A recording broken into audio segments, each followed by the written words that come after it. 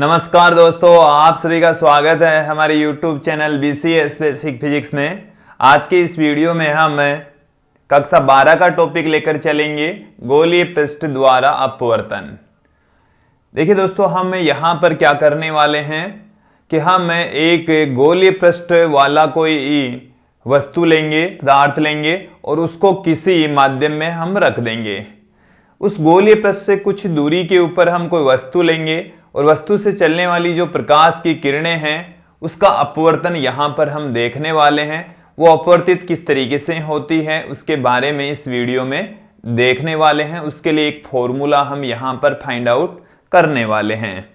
सर्वप्रथम दोस्तों, मैं आप लोगों को बता रहा हूं कि एक N2 अपवर्तनांक वाला, अपवर्तनांक कितना है दोस्तों, N2 अपवर्तनांक वाला कोई माध्यम हम लेंगे और उसको N1 अपवर्तनांक वाले माध्यम में पुट कर देंगे। यहां पर आप इस चीज को एकदम क्लियर कर लेंगे कि हमारे पास में एक माध्यम है और ये इधर इस तरीके से हमने एक माध्यम ले लिया है इधर, और उसका एक जो पृष्ठ है वो गोलीय पृष्ठ है और उस गोलीय पृष्ठ की जो रेडियस है वो है दोस्तों कैपिटल R। एक बार इस डायग्राम को आप अच्छे से समझेंगे क्योंकि डायग्राम ही इसमें काफी महत्वपूर्ण है। एक बार फिर से ध्यान देंगे दोस्तों कि हमारे पास में एक मैटर है, पदार्थ है जिसका अपवर्तनांक है N2 और उसे हमने रखा है N1 अपवर्तनांक वाले माध्यम में। ये तो कोई जैसे वायु हो सकती है और ये जैसे कोई कांच हो सकता है, इसका मतलब हो गया कांच को हमने वायु में रखा, या हम ऐसे भी कह सकते हैं N2 अपवर्तनांक वाले माध्यम को हमने N1 अपवर्तनांक वाले माध्यम में रखा है। अब जो N2 अपवर्तनांक वाला माध्यम है इसका एक पृष्ठ गोलीय है, उसी का ही तो हम अध्ययन कर रहे हैं यहां पर। तो ये वाला जो पृष्ठ है वो गोलीय है। यदि गोलीय पृष्ठ है तो उसकी वक्रता त्रिज्या भी होगी। तो इस गोलीय पृष्ठ की जो वक्रता त्रिज्या है दोस्तों वो है कैपिटल R। वो हमने यहां पर कंसीडर कर ली है कि इस गोलीय पृष्ठ की जो रेडियस है वो कितनी है दोस्तों, कैपिटल R के बराबर है। अब यहां से हम एक वस्तु यहां पर रख देते हैं, प्रकाश स्रोत यहां पर रख देते हैं, ऑब्जेक्ट। ये हमारे पास में यहां पर क्या है, बिंब, जिसको हमने O से लिखा है। यहां से कोई प्रकाश की किरण चल रही है और वो इस गोलीय पृष्ठ से जाकर टकराती है। जैसे हम यहां पर कंसीडर कर लें कि ये जो गोलीय पृष्ठ है उसके बिंदु M पर जाकर टकराती है। कौन से बिंदु पर जाकर टकरा रही है दोस्तों, M पर। और यहां से ये टकराने के पश्चात ये इससे अपवर्तित होगी और अपवर्तित होने के पश्चात ये मुख्य अक्ष के जिस बिंदु पर भी काटेगी, देखो एक प्रकाश किरण तो हमने ले ली ये वाली और दूसरी वाली प्रकाश किरण सीधी इस मुख्य अक्ष को ही मान लें, तो O से चलने वाली जो दो किरणें हैं वो दोनों किरणें यहां पर मिलेगी। तो O का जो प्रतिबिंब है दोस्तों वो I पर बनेगा। O का प्रतिबिंब कहां बनेगा दोस्तों, I पर बनता है। I पर हमने यहां पर दिखाया है। अब इस गोलीय पृष्ठ और इस C को यदि हम यहां से मिला दें तो ये अभिलंब की भांति काम करता है। ये यहां पर ये जो मैंने रेखा खींची है जो कि इसके वक्रता केंद्र से तथा जो प्रकाश की किरण जिस बिंदु पर मिल रही है M से होकर गुजर रही है, ये यहां पर अभिलंब के रूप में काम करेगा। क्योंकि जो वक्रता त्रिज्या होती है वो गोलीय पृष्ठ के परपेंडिकुलर होती है, तो C और M से गुजरने वाली जो रेखा है वो यहां पर अभिलंब के रूप में काम करती है, अभिलंब की तरह बिहेव करेगी दोस्तों। यहां पर इस वाले बिंदु को हम N से कंसीडर कर देते हैं।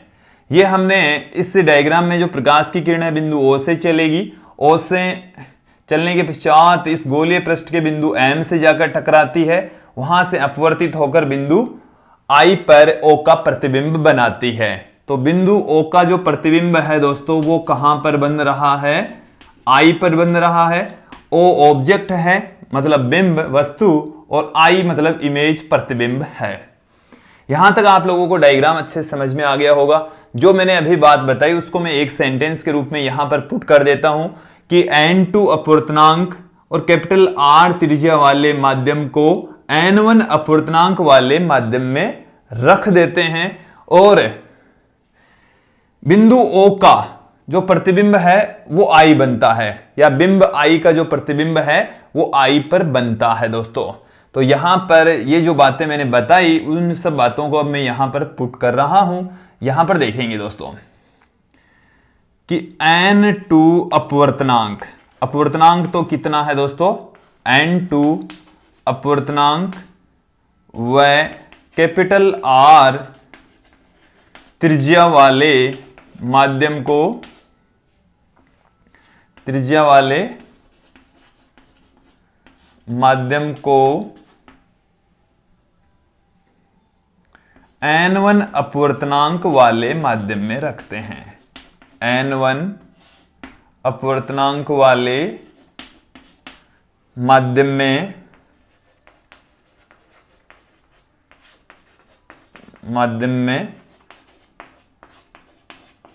रखते हैं।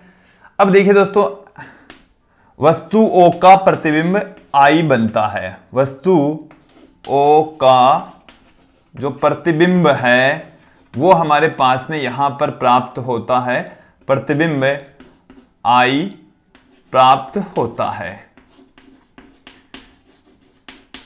ये जो बात मैंने आपको बताई उसी को मैंने पुट कर दिया है। अब दोस्तों यहां से मैं कुछ ये जो एंगल्स बन रहे हैं, ये वाला एंगल और ये वाला एंगल और ये वाला एंगल, ये एंगल काफी, ये वाला जो बिंदु है वो इस n के बिल्कुल पास में ही है।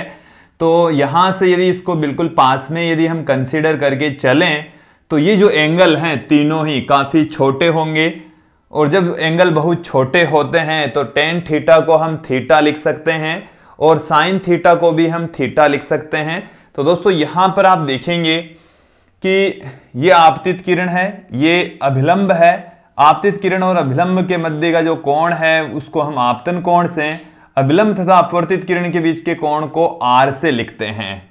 यहां तक तो आप लोगों को समझ में आ गया होगा। अब देखिए दोस्तों, मैं तीन कोण यहां पर लिख रहा हूं, tan NOM, tan N कोण हमारा है NOM, NOM, तो tan NOM मतलब हो गया कि लंब बट्टे में आधार। इसका मतलब क्या हुआ दोस्तों, लंब बट्टे में आधार हमारे पास में हो गया है। तो यहां से यदि मैं इसको यहां पर लंब मानूं तो ये बिंदु N और यहां पर बिल्कुल, यदि ये डिस्टेंस बहुत कम होती है तो दोनों लगभग सेम ही होती है, दोनों को एक जगह पर ही हम कंसीडर कर सकते हैं। तो यहां से लंब तो हमारे पास में हो गया MN और आधार हमारे पास में हो गया है दोस्तों ON। फिर आप देखेंगे इसी प्रकार से ही tan MIN या NIM, तो tan NIM, तो लंब यहां पर फिर से हो गया MN और आधार अब की बार हो गया NI, NI हमारे पास में आधार हो गया। तीसरा जो कोण है दोस्तों वो देखेंगे आप यहां पर NCM, NCM, तो N ये है, C ये है, M ये है, तो इसमें जो लंब है वो फिर से MN और जो आधार है दोस्तों वो हमारे पास में क्या आ गया NC, NC। और यदि ये कोण बहुत छोटे होते हैं, ये कोण और ये कोण यदि अति अल्प है, जब कोण बहुत छोटा होता है तब tan थीटा को हम थीटा लिख सकते हैं। छोटे कोणों के लिए ये हमारे पास में क्या हो जाएंगे, tan जो थीटा है इसको हम थीटा लिख देंगे, तो हमारे पास में कोण जो NOM है वो हमारे पास में आ गया MN अपॉन ON। दूसरा हमारे पास में ये जो कोण है वो है NIM, ये हमारे पास में आ गया है MN अपॉन NI, ये हमारे पास में आ गया है NCM बराबर MN अपॉन NC। ये जो तीनों मान हैं इसको हम दे देते हैं इक्वेशन नंबर 1, और ये सब हैं छोटे कोणों के लिए। छोटे कोणों के लिए देखिए दोस्तों, जब छोटे कोण होते हैं तो टेन जो थीटा होता है उसको नियरली इक्वल टू हम थीटा पुट कर सकते हैं, क्योंकि टेन जीरो की वैल्यू जीरो होती है, तो थीटा की वैल्यू यदि जीरो के नजदीक है तो उसकी वैल्यू भी जीरो के नजदीक ही प्राप्त होती है। थीटा बहुत छोटा होने पर टेन थीटा को लगभग थीटा लिख सकते हैं और साइन थीटा को भी लगभग थीटा लिख सकते हैं दोस्तों। तो यहां तक आप लोगों को समझ में आ गया होगा। फिर उसके बाद में देखिए दोस्तों, हम यहां पर ये जो आई है इसकी वैल्यू, आपतन कोण की वैल्यू फाइंड आउट करेंगे, जो कि इस त्रिभुज MOC के बहिष्कोण के रूप में यहां पर है। तो आई है वो शेष दो अंतः कोणों के योग के बराबर। इस आई का मान इस ट्राइंगल के शेष दो अंतः कोण, तो एक तो ये वाला कोण हो गया, एक ये वाला कोण हो गया, इन दोनों के योग के बराबर। तो आपतन कोण यहां पर क्या होता है, क्या होगा, आपतन कोण दोस्तों यहां पर होगा आई बराबर हमारे पास में आ जाएगा, ये जो आई है वो इस ट्राइंगल का बहिष्कोण है, और किसी भी त्रिभुज का जो बहिष्कोण होता है वो शेष दो अंतः कोणों के योग के बराबर होता है। तो शेष दो अंतः कोण, एक ये वाला है दोस्तों, एक ये वाला है, तो इसका जो मान है वो इस कोण तथा इस कोण के योग के बराबर होता है। तो यहां से हमारे पास में क्या निकल कर आएगा, तो ये वाला कोण प्लस ये वाला कोण, तो कोण NOM प्लस में NCM, इसको मैं देता हूं इक्वेशन नंबर 2। फिर आप यहां से देखेंगे दोस्तों कि इस कोण और इस कोण का योग इस कोण के बराबर होता है। चित्र से ही आप देखिए कि इस कोण का मान शेष दो अंतः कोणों के योग के बराबर है। तो ये वाला जो कोण है वो है NCM, कोण जो है NCM ये बराबर होगा शेष दो अंतः कोणों के योग के बराबर। तो शेष दो अंतः कोणों में एक R है, तो दूसरा हमारे पास में है दोस्तों ये वाला कोण, मतलब NIM। इसे हम इस तरीके से लिख देंगे, R बराबर कोण NCM माइनस कोण NIM। ये आ गई हमारे पास में इक्वेशन नंबर 3, समीकरण 3 आ चुकी है दोस्तों अब यहां पर हम अप्लाई करेंगे स्नेल का नियम। स्नेल का नियम क्या है, कहते किसे हैं दोस्तों, देखेंगे स्नेल के नियम से। स्नेल का नियम देखिए दोस्तों, sine i upon sine r, sine i upon में साइन आर बराबर होता है n2 के, मतलब n2 अपॉन में n1 के। मतलब प्रकाश की किरण है वो n1 से n2 में जा रही है, यहां पर भी इस माध्यम से इस माध्यम में प्रकाश की किरण जा रही है, n1 माध्यम से n2 माध्यम में प्रवेश कर रही है। इसे हम इस तरीके से लिख सकते हैं, n1 साइन आई बराबर, इसको मैंने इधर गुणा कर दिया, इसको इधर गुणा कर देंगे तो n2 साइन आर, ये आ गया दोस्तों। कोण छोटा होने पर, कोण छोटा होने पर देखिए साइन थीटा को भी थीटा लिखा जा सकता है, साइन थीटा को भी किसके रूप में लिखा जा सकता है, थीटा के रूप में। जैसे हमने टेन थीटा को थीटा लिखा, उसी प्रकार से ही साइन थीटा को थीटा लिखा जा सकता है, नियरली इसकी वैल्यू पुट की जा सकती है। तो यहां से साइन आई को हम आई पुट कर देंगे, तो साइन आई को हमने आई लिख दिया और साइन आर को हमने आर पुट कर दिया। इसको मैं देता हूं दोस्तों इक्वेशन नंबर 4। इसमें आई और आर की वैल्यू हम समीकरण 2 और 3 से पुट कर देंगे। समीकरण 2 और 3 से जो आई और आर की वैल्यू है दोस्तों वो यहां पर हम पुट कर देंगे, तो हमारे पास में क्या आ जाएगा, समीकरण 2 व 3 को उपरोक्त समीकरण में रखने पर, उपरोक्त समीकरण में रखने पर, उपरोक्त समीकरण के अंदर इसको पुट कर देंगे तो हमारे पास में क्या आ जाएगा, देखेंगे आप यहां से। देखिए दोस्तों, n1 i की जो वैल्यू है वो है हमारे पास में कोण NOM प्लस NCM,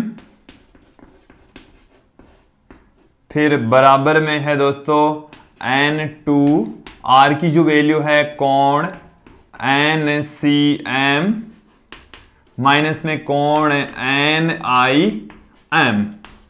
अब इस समीकरण 1 से NOM, NIM और NCM इन तीनों की वैल्यू यहां पर हम पुट कर देते हैं। तो समीकरण 1 को उपरोक्त समीकरण में रखने पर, समीकरण 1 को उपरोक्त समीकरण में, उपरोक्त समीकरण में रखने पर इस समीकरण के अंदर इसको हम पुट कर देते हैं दोस्तों। इसके अंदर जब इसको पुट कर देंगे तो n1 हमारे पास में NOM का मान कितना है, यह है NOM, तो वो है हमारे पास में MN/ON, फिर प्लस में NCM की वैल्यू कितनी है MN/NC, तो MN/NC बराबर में क्या चल रहा है दोस्तों, n2, NCM की वैल्यू है MN/NC, MN/NC, फिर माइनस में NIM की वैल्यू है MN/NI, MN/NI। ये हमारे पास में वैल्यूज आ चुकी है, हमने इसको पुट कर दिया है। अब दोस्तों यहां से आप देखेंगे कि MN दोनों तरफ से कॉमन आ रहा है, तो इन दोनों को हम कॉमन लेकर यहां से काट देते हैं कि इधर से भी MN कॉमन आ रहा है, इधर से भी MN कॉमन आ रहा है, और MN दोनों तरफ से कॉमन लेकर इसको काट देते हैं। तो यहां पर इधर दोनों तरफ क्या रह जाता है वो अब देखेंगे दोस्तों। में यहां वाली जो वैल्यूज है अब ये काम में नहीं आएगी, एक बार आप देख लेंगे। तो इसको मैं यहां से मिटा रहा हूं।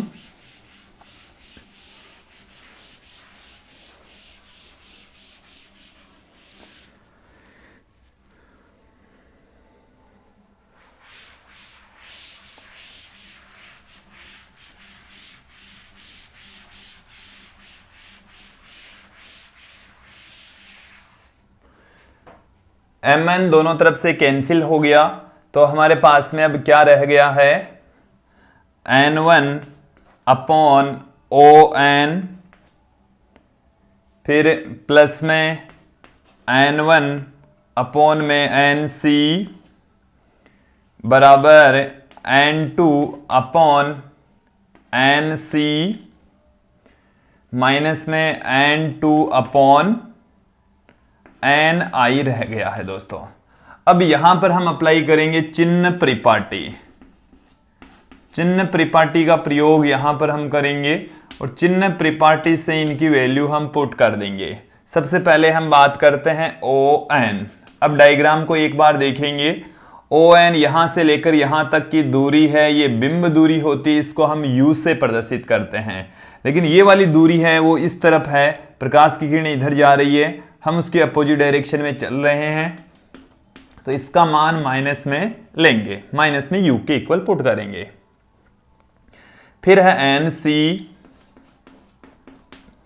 NC, ये प्रकाश किरण की दिशा में ही है, इसका मान प्लस में लेंगे। फिर है NI, ये यहां पर है प्रतिबिंब दूरी जिसको हम V से प्रदर्शित करते हैं, तो NI बराबर प्लस में V। इन सब का मान यहां पर पुट कर दीजिए, N1/-U plus N1/R equal to n2 upon nc की वैल्यू है r, माइनस में n2 अपॉन में ni की वैल्यू है दोस्तों v। यहां से हम इसको बराबर के दूसरी तरफ ले जाएंगे, इसको बराबर के इस तरफ ले आएंगे। इसको बराबर के इस तरफ लाएंगे तो ये आ गया n2 अपॉन में v, ये यहां पर माइनस में n1 अपॉन में u पढ़ाई है। इसको बराबर के दूसरी तरफ ले जाते हैं तो n2 अपॉन में r, माइनस में आ गया n1 अपॉन में r। और इसे हम किस तरीके से लिख सकते हैं, n2 upon v minus n1 upon u equal to, दोनों में r है वो कॉमन आ गया, एलसीएम कॉमन आ गया। ये हमारे पास में फाइनल जो फॉर्मूला है वो आ चुका है दोस्तों। इसे हम कहते हैं गोलीय पृष्ठ द्वारा अपवर्तन का सूत्र।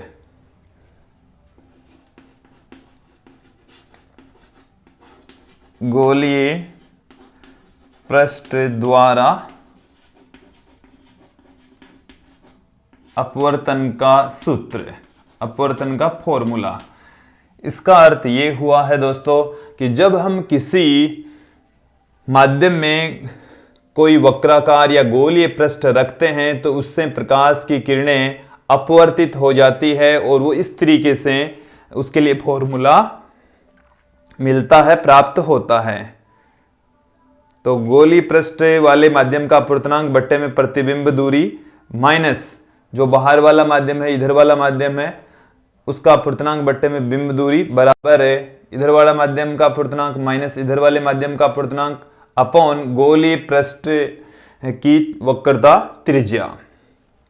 तो मुझे उम्मीद है दोस्तों आप लोगों को ये जो गोलीय पृष्ठ द्वारा अपवर्तन का फॉर्मूला है आराम से, आसानी से समझ में आया होगा। तो आज के लिए इतना ही, धन्यवाद दोस्तों।